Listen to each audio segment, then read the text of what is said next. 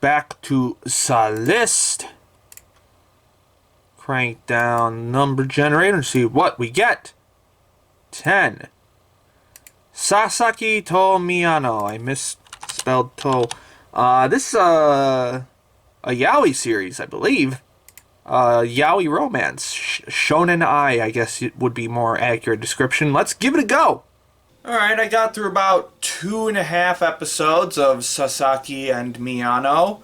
I really wanted to like this one just because my BL repertoire is just so understacked, I guess would be the word. Like, the only Boys Love series that I've finished is the one volume of Go For It Nakamura, which I did like.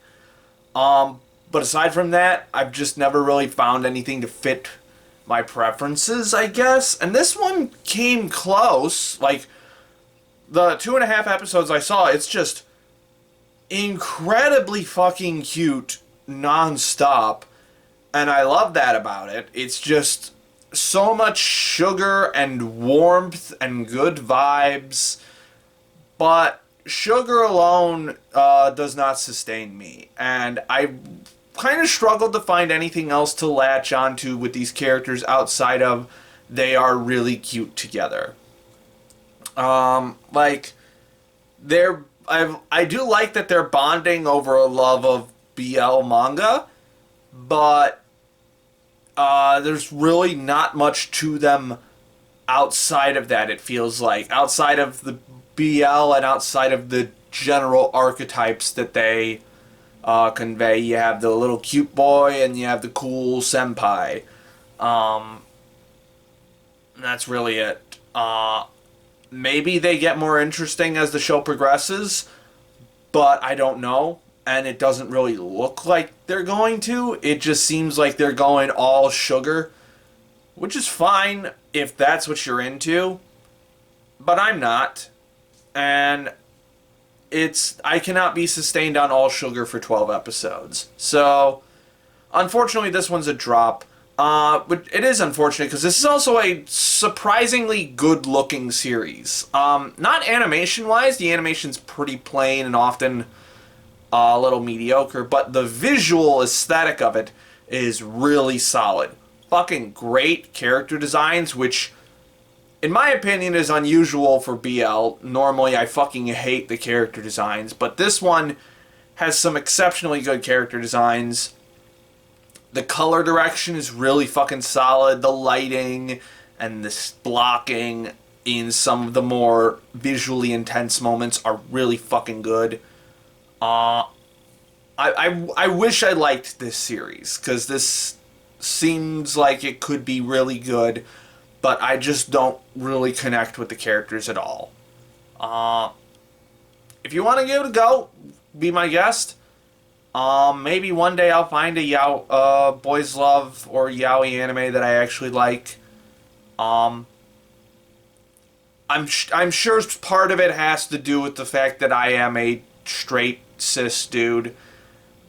So it's naturally just not going to appeal to me that way. But again, I found at least one that I like. I'm trying to find more. Go For It Nakamura is getting a sequel coming out in a couple months, I think. So hopefully that holds up as well as I think it does. But anyway, that's about it for this one. Let's go back to the list. Alright, Sasaki to Miyano unfortunately comes off the list. Moving on. Let's see who's next. 8. What do we got? There's the big one. My Dress Up Darling. Probably the biggest fucking anime of the season outside of the last Attack on Titan season. Or the latest Attack on Titan season. But anyway, let's get into it. Alright, I just finished all of My Dress Up Darling, and that was really fucking good. Totally understand the hype for it from this season. Definitely deserving of, like, the massive popularity that it had. I do have to admit, I was a little skeptical not because of the content of the series, but more so because I had read like a volume and a half of the manga, like I think like last year maybe, or maybe a little before that or something, and I just thought it was kind of okay. Like I didn't particularly feel strongly about it one way or the other. And so I was worried that I was going to feel the same way about the anime, but from what I recall about the manga, this anime adaptation is a massive step up, especially in terms of the visual presentation. This is a fucking really good looking show. If not for Akebi-chan existing in the same season, this would definitely be a contender for best looking show of the season. Absolutely adored pretty much this whole show. The beginning was a little bit rough, but that's just more of like some of the tropes that come with this particular kind of show. But even then, I was just overthinking a lot of it in the beginning because of my experiences with the manga. But yeah, this is very much your it's kind of a manic pixie dream girl kind of anime. We got your super hot female lead in Marin Kitagawa. And this is an archetype that I have a particularly weird relationship with. On the one hand, my favorite anime, at least as far as I still know, is Your Lie in April, which basically the same kind of trope. But on the other hand, I generally, at least as a concept, have kind of a disdain for this trope, even though it doesn't really back it up in practice. I think it's more so in terms of literature that I have some issues with this trope. Like, I remember when I was in college, I had a young adult lit class, and I had to read Looking for Alaska by Hank Green, I think it was, or Tom Green, something Green. The guy who wrote A Fault in Our Stars. I got like 20 pages in, and I absolutely fucking hated it. So I think that definitely damaged my perception of this archetype. But I guess in terms of anime, I am fine with it overall, especially if they're more like these Marnie type characters, where she's just a really fun character to watch. And it plays into a lot of the main themes of the show too. And like, this is a show about passion for your craft, being passionate about something, about creating something, or about acting out something. And Marin being just so uber confident in expressing her love for stuff, as opposed to Gojo, who has kind of been shamed into not expressing the things that he likes. I think that's a really powerful use of this manic pixie dream girl archetype, drawing Gojo out of this shell that he's been put into. Speaking of Gojo, anyone who tries to tell you that he is just like a standard plain Jane protagonist is a fucking liar, or they just didn't watch the fucking show.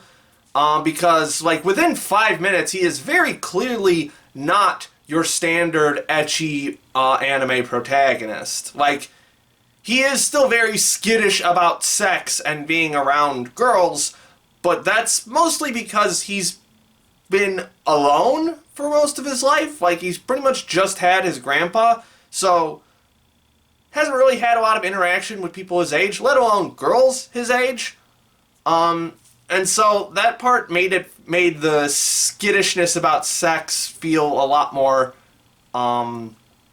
believable. But even then, like, just his personality is just so incredibly endearing, and just being, I definitely connected with him a bit on a lot of this. Just, I mean, being an anime fan, especially being an anime fan from the like late 90s and early 2000s, you were kind of shamed into not liking this kind of stuff if you weren't with a crowd that was accepting of anime, which was much harder to find in the early 2000s.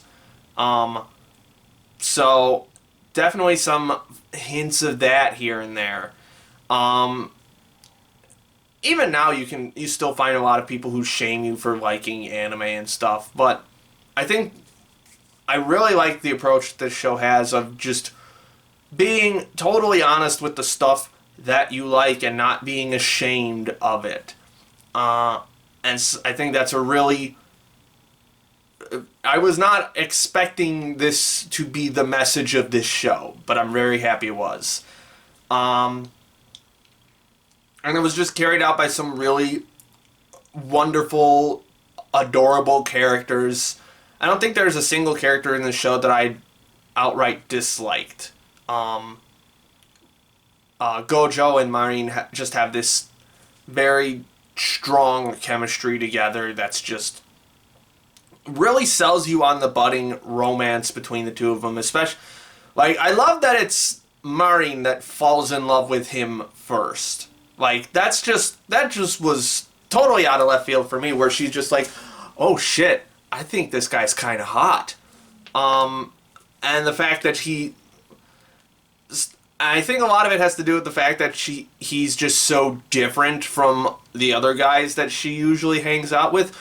Like, they kind of establish it right away that she does not give a flying fuck about these cool dudes who are just trying to put on an act to impress her because she's hot. And she's just really into Gojo as someone who's intensely passionate about his craft and very into her hobbies as well. So it felt like an extremely believable romance plot. I don't think this has gotten a second season announcement yet, but I would be very interested in seeing where this goes, especially after episode 11, which holy shit, man, I need that team to go make a hentai right fucking now. That was some hot shit. Wow. Yeah, that very, very intense, very good directing there too. Just the intensity of that moment, where they realize, oh, we're in a love hotel, right? Uh-oh, the lights went out. Whoopsies. Are we gonna fuck? No, they don't, but they got real close. And I like that it was a third party that diffused it. It wasn't like either of them chickening out, because it was very, very clearly seemed like they were both about to go for it until the phone snapped them out of it. So I think that was a solid choice. Yeah, I just really enjoyed this show. Really strong humor throughout. I loved Marin's dialogue. The way that she speaks is just makes her feel like a very distinctive character, like a real person.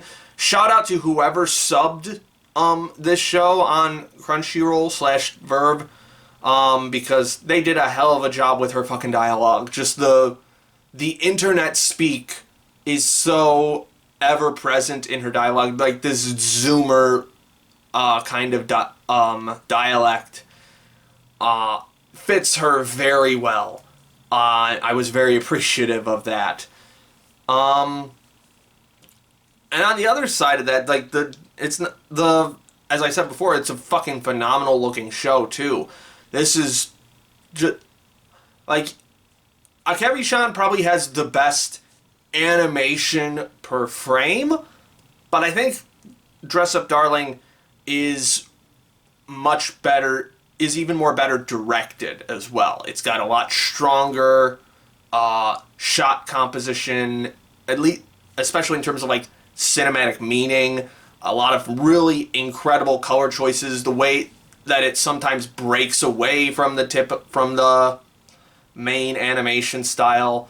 Oh, that was another thing that I fucking love. The details of this show are so great. So, like, the way that it plays with aspect ratio, I fucking love this.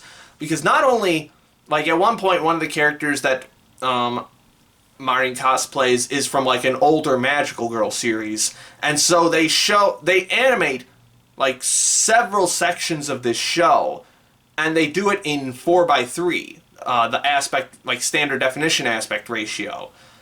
If you're not an old fuck like me and you don't know what I'm talking about, the aspect ratio is the size and dimensions of the screen. So, like, the modern aspect ratio is 16:9. So, like, it's the ratio of the size of the TV. But back in the day, before HD, the standard TV size was 4:3. So it was a little narrower. It was a little more square-shaped. And so they used that for the older Magical Girl show. And then they go on to the extra detail of one of the characters has a camera, like a DSLR, and when they show the pictures, those are, I don't know exactly what the aspect ratio is for cameras, but it's very obviously that aspect ratio. It's somewhere between 4:3 and 16:9. I have to look that up just to see what it is, but that extra detail, that was so fucking cool too. Again, it's in the details of this show that it's just so fucking incredible. The character acting is so fluid and distinctive, and just the very tiny movements of these characters are so incredible. They really tune in to the personalities of these characters and make them move in very interesting and believable ways. When it decides to go like full artsy, it's got some really powerful moments on that too. Like there's one shot that I guess is like a Karekano reference. I think that was in episode 10, I think? 9 or 10? Somewhere around there.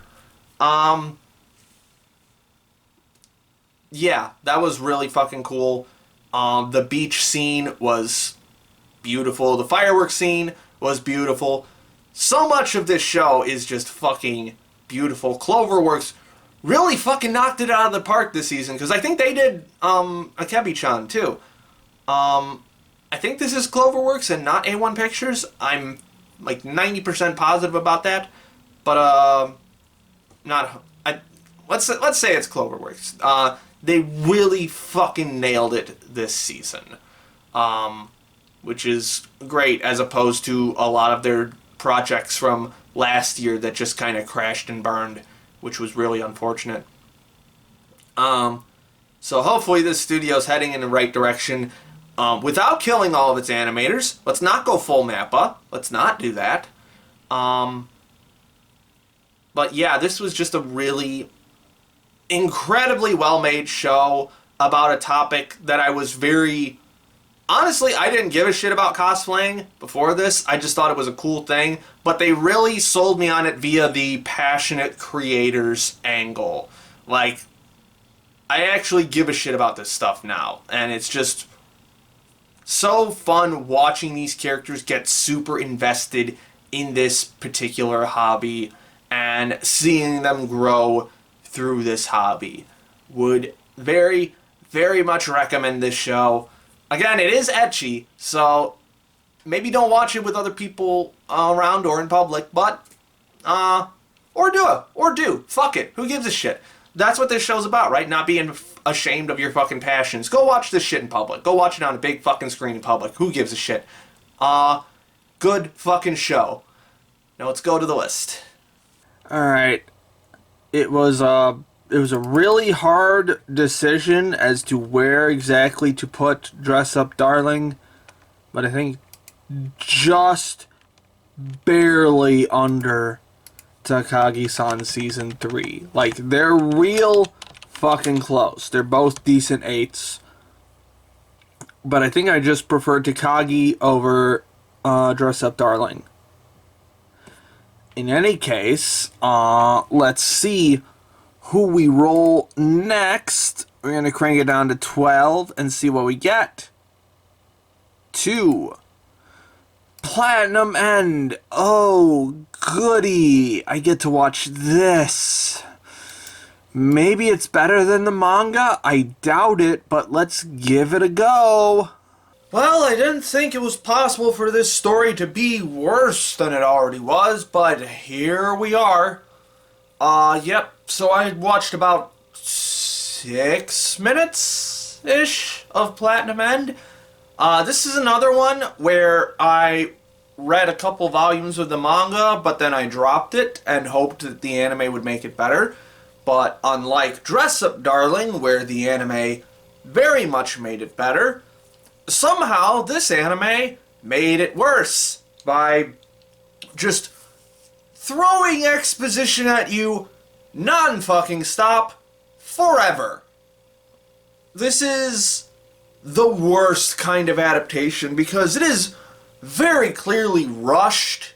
They are just spitting stuff out at you as fast as fucking possible, which is kind of what Oba and Obata do with their...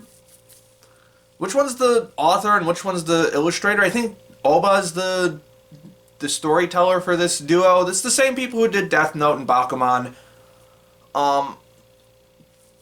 But in stuff like Death Note and Bakuman, they actually, like, give it proper pacing. I haven't seen the anime adaptation for Bakuman, so I can't say for sure, but I know for Death Note, they gave it a more proper pacing. And the reason I dropped the manga for Platinum End is because I thought the characters were horribly fucking boring.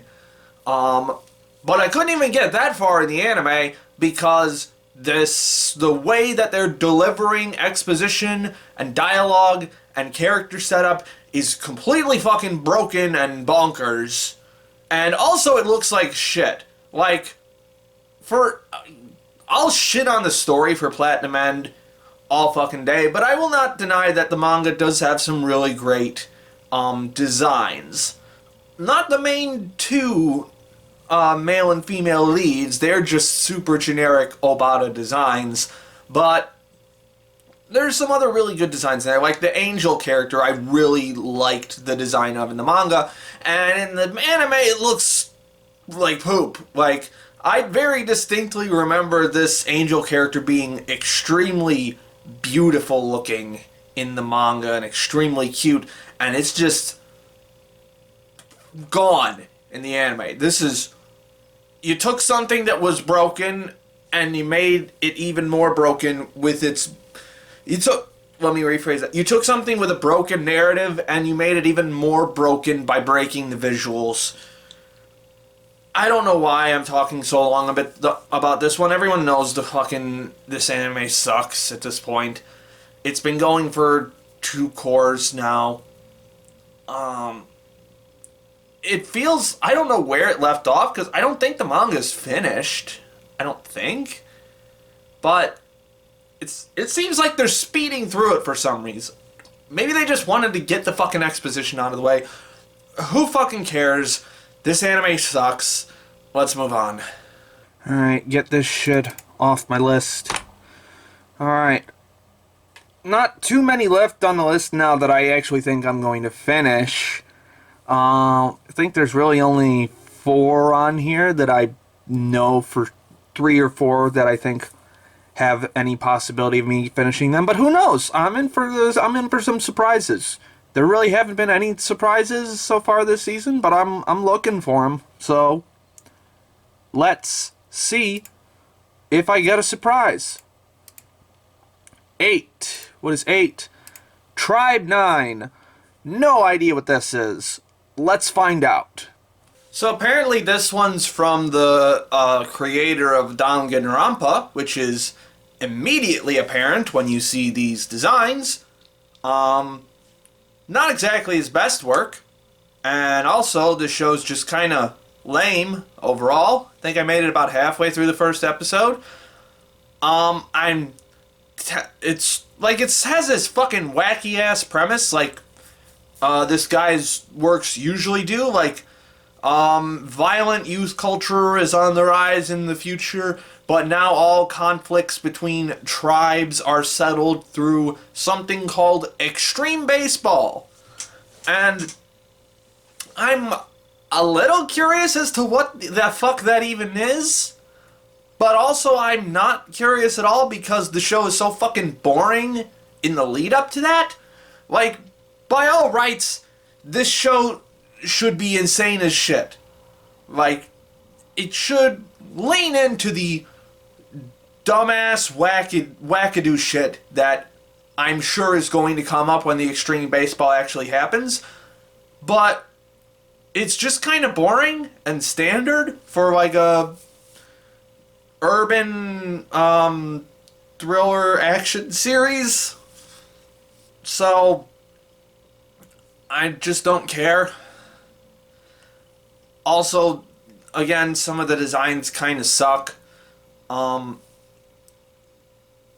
Yeah, I'd have nothing to say about this one other than it's boring. Yeah, that's it. Let's move on. Alright. Tribe 9. Bye-bye. Alright. Let's see who is next. 9. Ryman's Club. This is like the salarymen who like play badminton or something. Let's see how it goes. Alright, I got through 3 episodes of Salaryman's Club, and I wanted to like this show. I really did. Like, there is stuff that I genuinely found really interesting, but on the whole, this show is... It starts off with an extremely flawed and confusing setup that just constantly follows it through the show, through these first 3 episodes. So, it's set up... Now, I have no idea what this is like in real life in Japan. I have no clue whether this is how true to life this idea of corporate badminton teams is. But for the sake of this being true in the fictional universe, I'm going to take it as true that this is a thing that exists, that this is a real phenomenon. Not going to do any research on it. I'm just going to take it as fact for the sake of the verisimilitude of the show that this is a real thing. With that in mind, 2 major fucking problems. 1, the main character gets fired from the bank that he works at because he sucks at badminton. What? Like, was he brought on to the company specifically to play badminton? If that's the case, then why not just play for a real badminton team instead of one that is attached to a company? Unless that's how it works in Japan, I'm going to assume it's not, because that would be fucking stupid. But it does... So that's dumb. And then it gets compounded even further when he is specifically picked by a marketing company to play for their badminton team. But then you find out that he's... Like, he has no salaryman experience? Like, he doesn't know how to write a proposal. He doesn't understand basic brainstorming stuff that I learned when I was in high school, by the way. Like, I learned fucking SWOT analysis, or no, probably, like, either late high school or my early college years, I learned how to do a SWOT analysis, strength, weakness, opportunity, threats. It's a pretty basic brainstorming template. Very, very pervasive. You've probably heard of something similar. He doesn't know how to do that. He doesn't know how to fucking type. He's literally fucking 2-finger typing on his fucking laptop. So, none of that shit makes any sense whatsoever. The broad strokes of how this world is set up makes no fucking sense. And I was trying to look past that for as long as I could, because while I don't think the characters are super interesting, they're at least not bad. They're acceptable, average characters in terms of like likability and stuff like that. They don't actively, with the exception of the main character, they don't actively piss me off in any way. And I do think there's a decent rapport amongst the characters. And on top of that, it's got some pretty decent animation too. Way better animation than I was expecting from anything that Leiden Films makes. So, I was definitely blown away by that. Really, I think a lot of it has to do with the character designs as well. Really solid character designs. I probably should have looked up who the character designer was for this before I started recording, because I know I've seen it before. Almost reminds me of Run with the Wind a little bit. Well, actually, it reminds me of high-tier sports anime character designs. That it has that feel. Like, this is a very polished sports anime.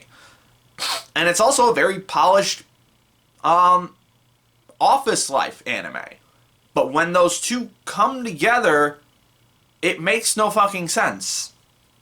Like, after the first episode, I think I came up with a much more obvious setup where the main character,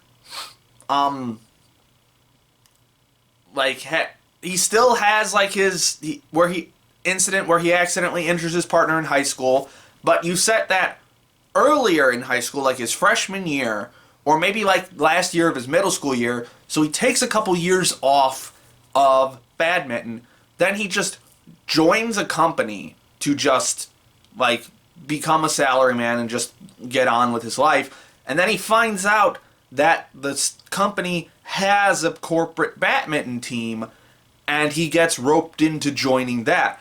That would have been a much more obvious setup, in my mind. That makes way more fucking sense. But for some reason, they just made it confusing, and in a way that just constantly had me trying to understand how this fucking world worked. So, unfortunately, I gotta give this one a drop. I would have liked it to finish this one, but it's just too infuriating.